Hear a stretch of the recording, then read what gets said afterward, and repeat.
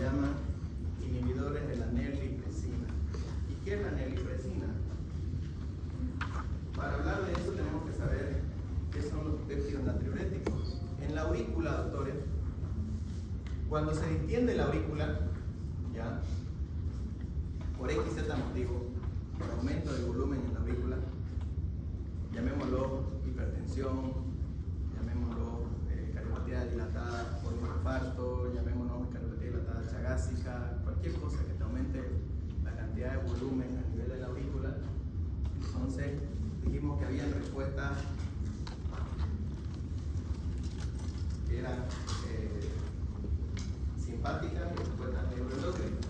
La simpática dijimos que había respuestas en lo que es los varios y los quimioreceptores, y la neuroendocrina en la testosterona y la hormona tiroides. A la vez, cuando hay distensión de la aurícula, se liberan ciertas cosas como ser los péptidos natriuréticos. Y hay muchos péptidos natriuréticos. En este caso vamos a hablar del péptido natriurético regular. ¿Qué es lo que hace el péptido natriurético regular? Aumenta la diuresis. Nada. ¿Para qué? Para disminuir el volumen, para disminuir la bulimia. Si disminuye la precarga, mejoró lo que es la funcionalidad cardíaca. ¿Por qué? Porque está congestionada. Ya la aurícula se dilató. Entonces, libera este péptido natriurético y vos aumentás tu diuresis y el orinas más. Pero ¿qué es lo que pasa? Hay una enzima, su vida media del péptido natriurético es relativamente corto. ¿Por qué? Porque hay una enzima que se llama terlipresina. La terlipresina lo que hace es degrada este péptido natriurético. ¿Para qué? Para que vos no orines. Entonces, antagoniza la función de la hormona de péptido natriurético regular. Y a partir de ahí se vio ciertas cosas que son parte del tratamiento de la insuficiencia cardíaca, es disminuir el volumen. Dijimos que el problema es el volumen. Al disminuir el volumen mejoramos la función sistólica. Entonces se inventaron algunos medicamentos que se llaman inhibidores de la nerlipresina. Y este medicamento se llama sacubitril. Este sacubitril lo que hace es inhibe la nerlipresina, la deshace. Entonces la nerlipresina ya no bloquea el péptido natriurético. Entonces vos tenés más diuresis. Ese es el mecanismo de acción. Pero se vio de que la nerlipresina no solo bloqueaba el péptido natriurético, sino también bloqueaba el sistema renina angiotensina aldosterona. Entonces se vio de que estos pacientes tenían una hipertensión, ya estaban hipertensos. He ahí la base de que bloqueaban la aldosterona en los receptores T2, ¿ya? AT2. Entonces se vio de que la estimulación de eso aumentaba la presión. Y ahora se dio un sinergismo entre el sacubitril y valsartán. Entonces actualmente parte del tratamiento de la insuficiencia cardíaca con fracción de eyección levemente reducida a reducida está en base a disminuir la presión y disminuir la bulimia a través del bloqueo del péptido natriurético auricular y de la presión arterial. ¿Qué es lo que más me importa? Que el paciente orine, que baje volumen a través del sacubitril. ¿Me llegaron a entender esa parte?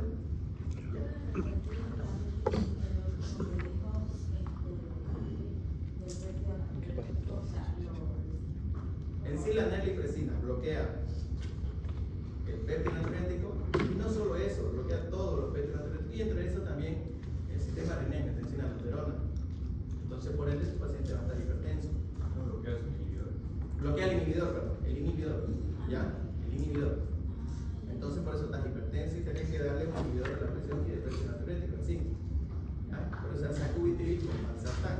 Y ese es el tratamiento actual, uno de los tratamientos, de los pilares del tratamiento actual para la insuficiencia cardíaca. ¿Ya? Otra cosa que se da, que lo vamos a ver más allá. Actualmente están parte del tratamiento en una eficacia B, pongámoslo así, que se puede o no puede dar, están los suplementos con hierro. ¿Por qué? Porque se dice de que al igual que cualquier parte del músculo, a cualquier parte, el corazón es un músculo. contracción muscular tiene que haber hierro, ¿ya? Entonces, cuando hay una sobredemanda de hierro a nivel cardíaco, ¿por qué? Porque está dilatado, porque es más esfuerzo, porque hay más volumen, porque dice esta cosa, el consumo de hierro aumenta. Al consumir más hierro de lo normal, tienen periodos de déficit de hierro a nivel del músculo cardíaco. Entonces se ha visto que el complemento con hierro en el tratamiento para la insuficiencia cardíaca mejora la funcionalidad miocárdica. Eso está comprobado a nivel B. Quiere decir de que se puede o no se puede usar. Depende mucho del tipo de paciente. A pesar de que la guía americana está de que se puede y no se puede, lo ideal es pues darlo, ¿no? Es mejor darlo que no darlo. Ahora, hay otro tipo de medicamentos que se llaman inhibidores de la LSGT2. ¿Alguien lo leyó eso? Eso sí les expliqué y les dije si pueden leer.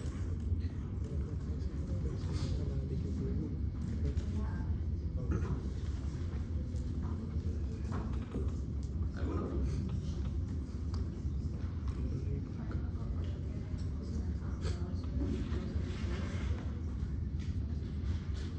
¿Qué hacen?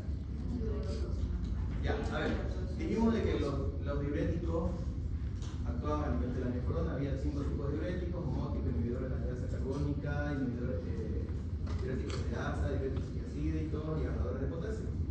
Pero una familia de fármacos asociada también a la pérdida de volumen y de glucosa en este caso pueden ser usados en la insuficiencia cardíaca, y estos medicamentos se llaman inhibidores de la LSGT2. La LSGT2 es un receptor ubicado en el túbulo contorneo proximal.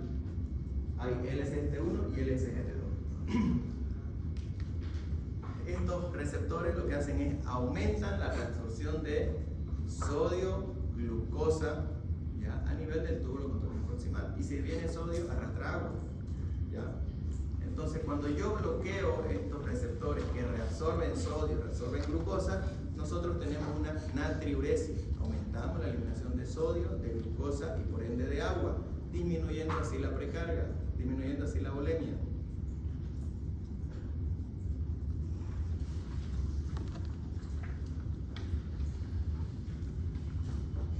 ¿Ya? Entonces, los inhibidores de la LSGT2 disminuyen el riesgo cardiovascular de los pacientes con insuficiencia cardíaca y disminuyen el riesgo cardiovascular en pacientes con diabetes tipo 2. ¿Por qué? Porque tienen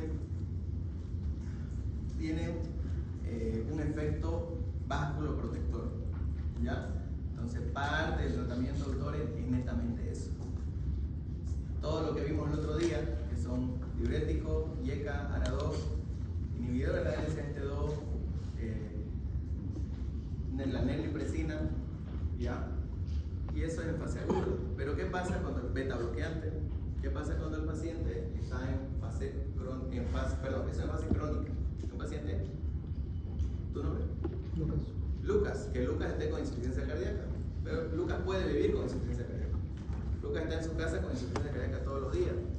Tiene una cardiopatía, pongámoslo así, genética valvular. Entonces tiene una insuficiencia cardíaca de base, un corazón grande con una patología valvular.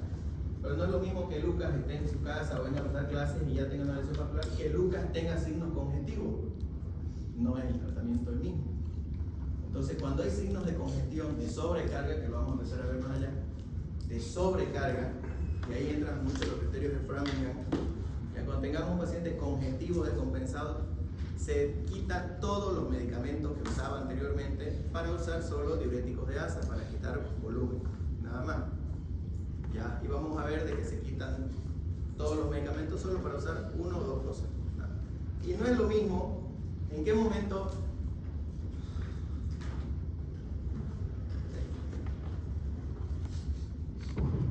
doctor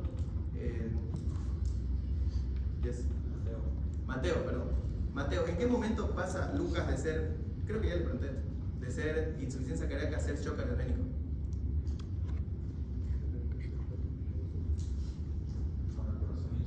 Doctora, ¿tu nombre? Sí. Nadia, ¿en qué momento pasa Mateo, Lucas, de ser una insuficiencia cardíaca a ser un shock cardiogénico? Porque el tratamiento es muy distinto. No es lo mismo que Lucas esté en su casa todo el día, vive con insuficiencia cardíaca, que después de carnaval tomó un montón de agua, se congestionó, está en insuficiencia cardíaca congestiva descompensada. ¿Y en qué momento pasa a ser shock cardiogénico? Porque el tratamiento es totalmente distinto. Déjenla por favor a la doctora Nadia.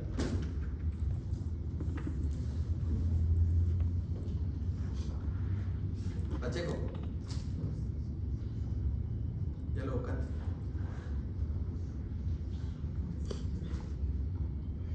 Doctor.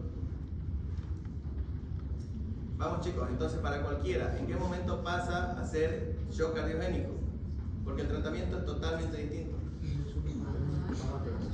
Doctores, baja la presión, cae la presión, tu paciente se choqueó. Nada más. Vos podés tener una infección urinaria, puedes tener una pielonefritis, luego se hace una sepsis.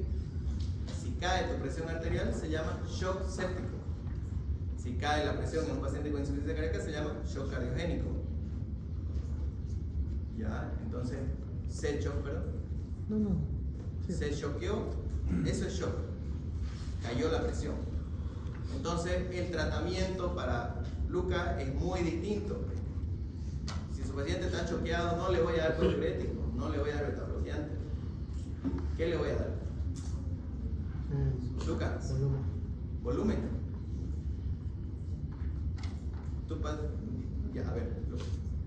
Tu paciente está choqueado porque tenés mucho volumen. Tu corazón se cansó en caso de la insuficiencia cardíaca. Te doy dando el ejemplo, tu ejemplo. Vos tenés insuficiencia cardíaca, te congestionaste, te llenaste de agua, hay mala perfusión, el agua se fue a miembros inferiores, abdomen, pulmón, todo está congestionado. Y en algún momento te choqueaste, tu corazón ya no tuvo más fuerza. Le das volumen, lo complicás. No le ayuda. ¿Qué le da? ¿Qué le da, Lucas? Diurético, adrenalina. ¿Perdón? Diurético, adrenalina. Diurético. Ahora voy a ir, vamos a estar contraproducente con lo que dice Lucas. ¿Por qué le voy a dar un diurético si no tiene presión? Shock es eso. No hay presión arterial, o bajó la presión arterial. Le doy un diurético, voy a vasodilatar, voy a hacer que pierda volumen, pero al vasodilatar voy a choquear más. Baja más la presión. Entonces, ¿qué le doy? Adrenalina. La vida media de la adrenalina es 1 minuto. ¿Qué le puedo dar? Noradrenalina, doctores. Noradrenalina. Ionotrópico. Ya, ionotrópico. Podemos usar nora, dobuta. Ya, cualquiera. Entonces, el tratamiento, chicos, en la insuficiencia cardíaca va a depender del estadio en que esté el paciente.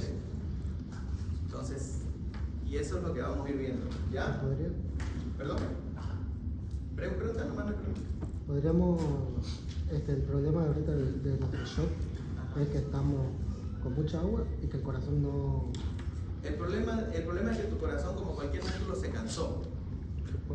¿Ya? Vos te pusiste a jugar pelota, aguantás 10, 15 minutos, a los 20 minutos ya no puedes pararte. Lo mismo en el gimnasio. Lo mismo pasa en tu corazón. Tu corazón va a llegar un tiempo que se va a cansar de hacer tanto esfuerzo. Y no te olvides que si ya tenés una cardiopatía, todo el tiempo ha venido haciendo más esfuerzo y se hizo un poquito más grande cada vez. Hay una cardiopatía dilatada. Entonces ya no bombea de manera regular. Y de a poco se va a ir cansando. El shock significa insuficiencia. Ya no puede nutrir a tu cuerpo. Entonces baja la perfusión de ciertos órganos. Y si baja la perfusión de ciertos órganos,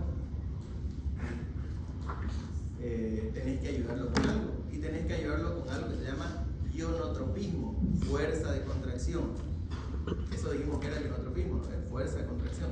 El otro día que avanzamos eso. ¿Ya? Entonces, un ionotrópico, un vasopresor, es la nora y la dobuta. ¿Ya? Entonces, noradrenalina y dobutamina se puede usar. Entonces, parte de ahí, ¿qué tratamiento te voy a dar y en qué parte estás? No es lo mismo que vos estés en tu día normal con una insuficiencia cardíaca, que cuando estás congestionado, estás hinchado, estás con sobrecarga, que cuando estés choqueado. Parte totalmente diferente el tratamiento. No sé si me llegan a entender. Si tienen preguntas, por favor, háganlas. ¿Ya? Entonces, vamos a hablar un poquito de insuficiencia cardíaca, ¿ya? A ver, esto es lo que pasa, ¿ya? Ante cualquier aumento de volumen o congestión, ya sea en el árbol arterial o el árbol venoso, lo que pasa ahora es la dilatación de las cámaras. Todo es un flujo retrógrado, ¿ya? Todo es un flujo retrógrado. Entonces, quiere decir de que si hay aumento a nivel de la congestión sistémica, va a haber aumento en la aurícula derecha. Esta aurícula derecha va a tener un aumento de presión, va a pasar al ventrículo, va a congestionar el pulmón. Esto congestiona, aumenta la presión de la aurícula izquierda, por ende va a aumentar la presión de la aurícula derecha, la izquierda, y cada vez esto se vuelve un círculo vicioso.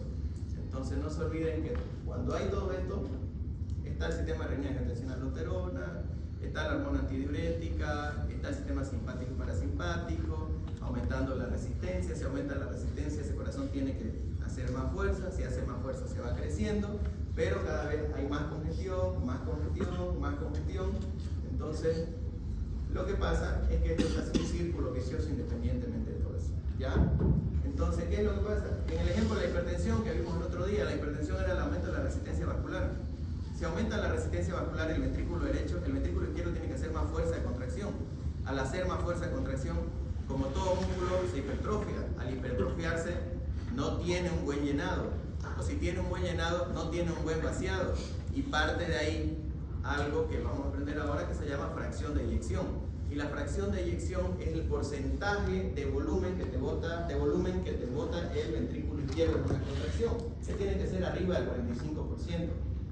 ¿Ya? Entonces, si aumenta la fuerza del ventrículo izquierdo cada vez para botar esa fracción de eyección, por ende va a haber un reflujo, ¿ya?, hacia la aurícula izquierda.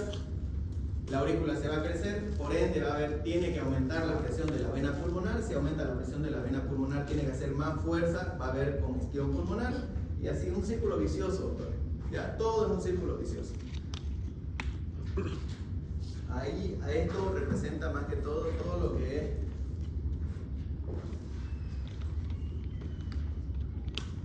el círculo vicioso de lo que es la insuficiencia cardíaca. Ya en principio, todos estos mecanismos de reflejo son para mejorar la calidad de vida del paciente, pero a la larga lo que hacen es empeorar el cuadro. ¿Por qué? Porque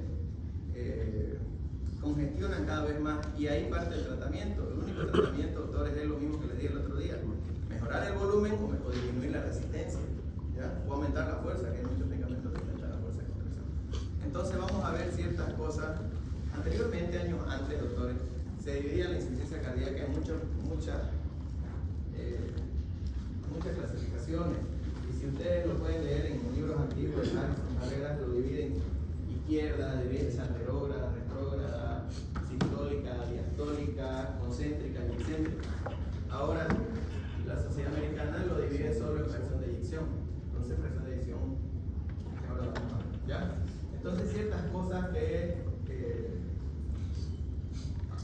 justifican ya lo que es la insuficiencia cardíaca. Cualquier patología que tenga un daño estructural a nivel del miocardio puede causar el daño específico, ¿no? El aumento de la resistencia o el aumento del volumen, que es lo que nos va a dar la alteración estructural cardíaca en sí, ¿ya?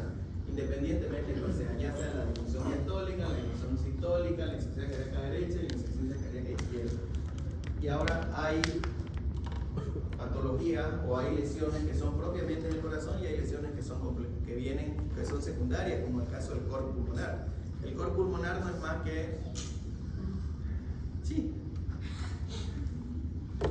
el cor pulmonar es insuficiencia cardíaca derecha pura. Ya, normalmente la insuficiencia cardíaca izquierda, la insuficiencia cardíaca izquierda es la que maneja presión, la derecha es la que maneja volumen, pero hay insuficiencia cardíaca derecha pura. ¿Y en qué paciente se ve eso? ¿Perdón? En los EPOC. Los EPOC hacen insuficiencia cardíaca pura. ¿Por qué? Porque hay un grado de fibrosis pulmonar. Si está más duro ese pulmón, el ventrículo derecho tiene que tener más fuerza. Al tener más fuerza, se crece y es netamente insuficiencia cardíaca derecha y hace un flujo retrógrado. ¿No? En los EPOC es muy común. No tanto así como en los hipertensos, los valvulares, los infartados, los isquémicos, perdón. Los isquémicos, cualquier causa, los chagásicos, cualquier alteración estructural o eléctrica del corazón te puede causar una insuficiencia cardíaca progresiva, ¿ya? Entonces vemos de que antes se lo dividía así: Pero la clínica del paciente con insuficiencia cardíaca es esa, ¿no? De acuerdo al grado y dónde está la lesión en sí. Entonces, la reducción del bajo cardíaco te activa lo que dijimos el otro día, la hipoperfusión renal, la activación del sistema renina-angiotensina-aldosterona. Esto aumenta la retención de sodio y agua, y hay una hipervolemia y una vasoconstricción. Entonces, la idea de tratar a estos pacientes es disminuir el flujo y disminuir la resistencia vascular periférica, independientemente de cuál sea la causa. Y la activación de los barioreceptores a través de las catecolaminas, que aumentan el ionotropismo y fenotropismo, y aumentando el tono simpático. Entonces, normalmente esta respuesta de hipertensión y taquicardia producida por el bajo flujo, a la larga aumenta el daño miocárdico. Lo que queremos es evitar eso, por eso se les da lo.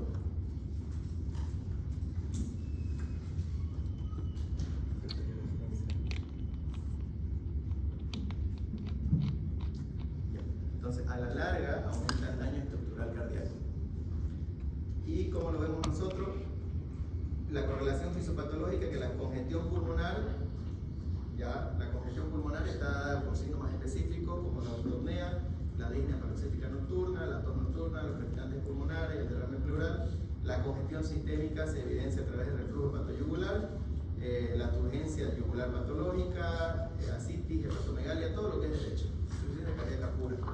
Y como la dividimos, que estos son los criterios de insuficiencia cardíaca, supongo ya lo han visto, que son los criterios de Framingham, se dividen en mayores y menores. Entonces, con la presencia de dos criterios mayores y un menor, o dos menores y un mayor, pueden llegar al diagnóstico. ¿Ya? Esto es netamente recuerdo, reseño. No hay mucho que nombrar. ¿Ya? Ahora, ¿qué es lo que pasa? Podemos decir que Lucas ya tiene una cardiopatía dilatada por Chagas, ¿ya? Digamos que Chagas ya tiene un leve grado de cardiopatía. ¿Qué es lo que pasa? En algún momento Lucas se va a descompensar, y estas son los desencadenantes o causas desencadenantes de la descompensación. Lo más común es que el paciente, una vez medido o clasificado en cierto grado, que vamos a ver los grados, o no tomó la tableta o tomó más agua de lo normal. Por eso dice ahí, no cumplimiento farmacológico. O no tomaste la tableta de manera adecuada, o te tomaste más agua de lo normal, como pasa en ciertos episodios aquí en Santa Cruz, en cierto tiempo de calor. ¿Ya? Y la parte socioeconómica es muy importante aquí, porque el sacubitril y valsartán cuesta, creo que 18 o 20 bolivianos todos los días, y es solo un medicamento de 5 que tienen que tomar, 4 o 5 que tienen que tomar de acuerdo a tu fracción de inyección. Entonces, incumplimiento de la dieta, al aumentar la ingesta de sal, por ende vas a aumentar la ingesta de arrastrar agua, aumentando así la congestión. Los fármacos contraindicados, en este caso en un paciente con insuficiencia cardíaca no es recomendable dar ciertos fármacos. ¿Ya? Uno de esos es, bueno, hay muchos, pero no le vas a dar vasodilatadores, ya no le vas a dar medicamentos que te bajen la presión o la frecuencia cardíaca, porque vas a aumentar la congestión, tu corazón está trabajando. Abuso de alcohol, las infecciones son desencadenantes típicas. ¿Por qué? Porque causan un periodo de vasodilatación, causando vasodilatación más asociado a un problema de insuficiencia cardíaca. Si tu cuerpo está vasodilatado por un proceso infeccioso, tu corazón lo va a sufrir, ya disminuyendo la presión. ¿Por qué? Porque de la misma manera, si afecta al vaso, va a vasodilatar y va a disminuir la fuerza cardíaca. El tromboembolismo pulmonar, la anemia es una de las causas muy frecuentes en niños de insuficiencia cardíaca. ¿Ya? ¿Por qué? Por la hipoxia. La hipoxia ya no es netamente de volumen, sino de hemoglobina, de nutrientes. Si no hay nutrientes, ya, si no hay glóbulos rojos que transporten el oxígeno, tu riñón, tu cerebro, tu pulmón le dicen a tu cuerpo: sabes que no me está llegando volumen. El corazón, el cerebro no sabe qué es lo que llega, o llega volumen, o llega sangre, o llega hemoglobina, perdón. Entonces, si vos tenés anemia, a la larga vas a llegar a hacer insuficiencia cardíaca. ¿Por qué? Porque no llega el nutriente necesario para nutrir el órgano, ¿ya? Y la disfunción tiroidea normalmente es producida por la disminución de las hormonas tiroideas, como en el caso disfunción tiroidea, ¿no? La disfunción tiroidea normalmente es producida en pacientes con hipertiroidismo. Y hay algo ahí que dice amiodarona. ¿Qué tendría que ver el hipertiroidismo con la amiodarona? ¿Alguno de ustedes sabe? La amiodarona, ¿qué la?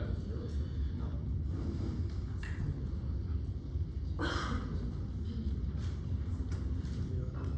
Porque me dicen yo.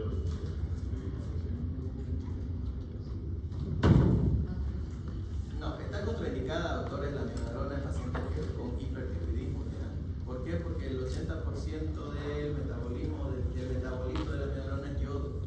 No le puedes dar yodo a un paciente hipertiroideo, está contraindicado.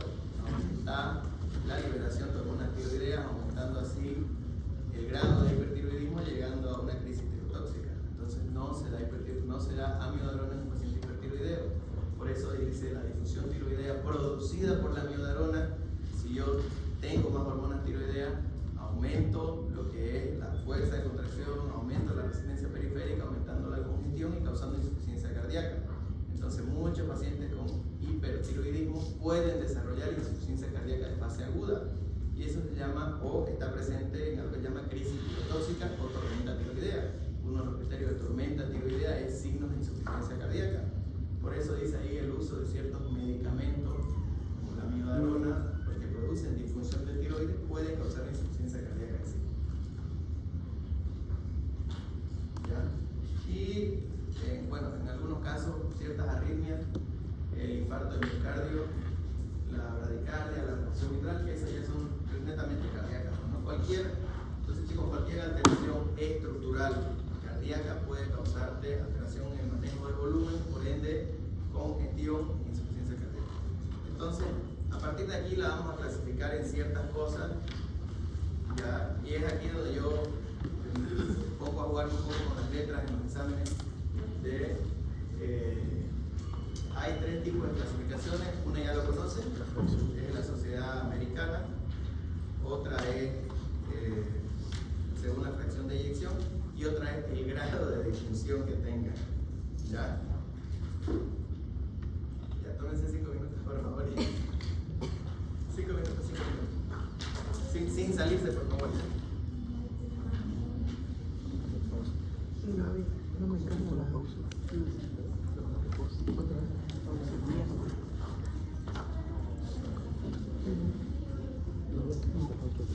¿Cuánto?